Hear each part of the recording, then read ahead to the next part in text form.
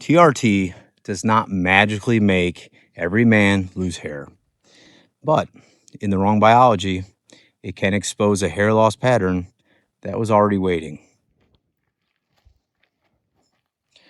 Let's talk about why some men lose hair while on TRT.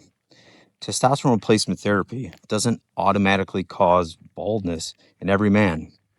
That's too simplistic. The better way to think about it is this. TRT may increase the amount of androgen signal available to tissues. And if the hair follicle is genetically sensitive to that androgen signal, especially DHT, hair loss can accelerate. That is the key distinction. Hair loss is not just about how much testosterone is in the blood. It's about how the follicle responds to androgen signaling. Testosterone can be converted into DHT through an enzyme called 5-alpha reductase. DHT is a more potent androgen and the androgen receptor and at the androgen receptor. And in genetically susceptible scalp follicles, DHT can contribute to follicle miniaturization. Woo! That means the follicle slowly produces thinner, shorter, weaker hair until the visible density declines. So the first loop is testosterone goes up, DHT signaling may increase, sensitive follicles receive a stronger androgen message, miniaturization accelerates, but that's only one part of the story, because hair loss is not only a hormone issue, it's also a scalp environment issue. The follicle lives inside a local tissue environment. Inflammation matters, blood flow matters, oxidative stress matters, parafollicular fibrosis matters, nutrient status matters, thyroid status matters, iron status matters, stress physiology matters, sleep matters, and yes, metabolic and liver health can matter indirectly. Why? Because the liver is a major metabolic command center. It helps regulate hormone metabolism, lipid handling, inflammation, detoxification, bile flow, glucose control, and the productions of proteins like SHBG. SHBG, or sex hormone binding globulin, helps bind testosterone and influence how much testosterone is free and bioavailable. So, if a man has insulin resistance, fatty liver patterns, visceral fat, poor sleep, inflammation, or high alcohol burden, the TRT conversation becomes more complicated. Not because the liver directly decides hair growth by itself, but because liver and metabolic health help shape the hormonal environment the follicle lives inside. That is the second loop.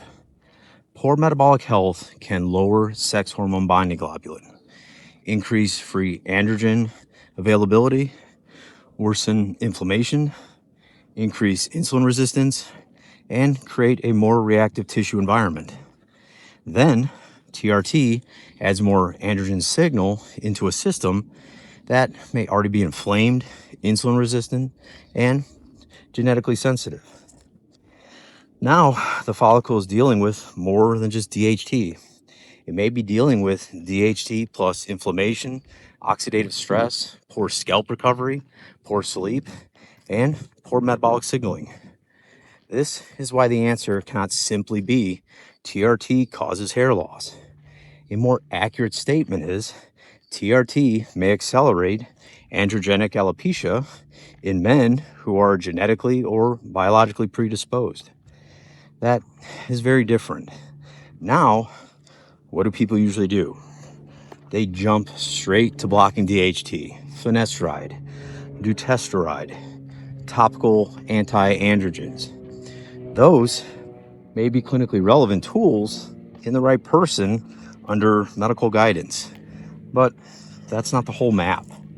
Because if you only block DHT and ignore the scalp environment, you're going to miss part of the biology. And if you only support the scalp environment but ignore androgen signaling, you may miss the main driver. So The Praxis question isn't what product grows hair. The Praxis question is, what is the dominant hair loss loop? Is it androgen-driven miniaturization? Is it telogen shedding from stress, illness, or rapid weight loss? Is it thyroid dysfunction? Is it low iron or nutrient deficiencies? Is it inflammation? Is it autoimmune pattern hair loss? Is it medication related? Is it poor metabolic health? Is it a scalp tissue environment problem? Those are different problems. Now, where do peptides fit? Peptides aren't the main treatment for androgenic hair loss, but they may belong in the support conversation.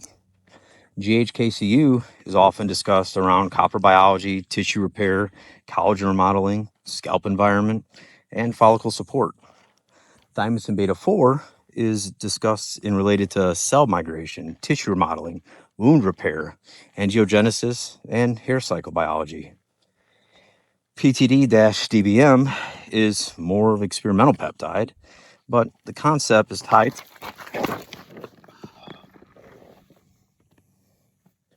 I'm good. Again, PTD-DBM is more of experimental peptide, but concept tied to the Wnt beta catenin signaling, which is one of the major regenerative pathways involved in follicle activity. So the peptide conversation isn't use a peptide and ignore DHT. The better peptide conversation is, can we support the follicle environment while also addressing the hormonal and metabolic loops driving the problem? That may include scalp inflammation, microcirculation, extracellular matrix remodeling, oxidative stress, hair cycle support, and follicle regenerative signaling. Now, let's talk about raising testosterone indirectly without administering testosterone. This is important because not every man with low testosterone needs TRT first. Sometimes testosterone is low because the system is suppressed. Poor sleep, high stress, insulin resistance, visceral fat, alcohol, overtraining, undereating, certain medications, sleep apnea, inflammation, low vitamin D, low zinc, low magnesium, low thyroid function, high prolactin, or HPA axis function. And I probably missed several. In those cases, the goal may be to improve the body's own testosterone production rather than replacing the signal directly. Some peptide or peptide adjacent strategies are discussed in this category. Kisspeptin is one of the more interesting because it sits upstream in the reproductive axis. Kisspeptin can stimulate GnRH, which can influence LH and FSH. Those pituitary signals tell the testes to produce testosterone and support sperm production. That means kisspeptin is not testosterone, it is an upstream reproductive axis signal. Then there are growth hormone secretagogue pathways like GHRH or ghrelin-related signaling, which may indirectly support body composition, recovery, sleep quality, and metabolic health. But they're not testosterone replacement. And then there are metabolic peptides like GLP-1 based therapies that may improve weight, insulin resistance, visceral fat, and metabolic load. That can indirectly improve the hormonal environment in some men. But here's the key point. Indirect support is not the same as forcing testosterone higher. The goal isn't always more testosterone. The deeper goal is restoring the environment where testosterone signaling makes sense. Again, better sleep, lower visceral fat, better insulin sensitivity, less inflammation, better liver metabolic function, better recovery, better autonomic tone, better nutrient status, and better reproductive axis signaling. Because if a man increases testosterone but doesn't fix the loop that made him metabolically unhealthy, inflamed, sleep deprived, and insulin resistant, he may improve one number while worsening the biological environment around it. That is why TRT should not be viewed as an isolated hormone replacement. It is an endocrine intervention inside a metabolic, inflammatory, liver, scalp, and follicle system. So, if a man starts losing hair on TRT, the question is not, do I stop everything? And it's not, do I just block DHT? The better question is, what loop did TRT reveal? Was the follicle already genetically sensitive? Did DHT rise too much? Was free testosterone high because sex hormone binding globulin was low? Is insulin resistance part of the picture? Is liver metabolic health part of the picture?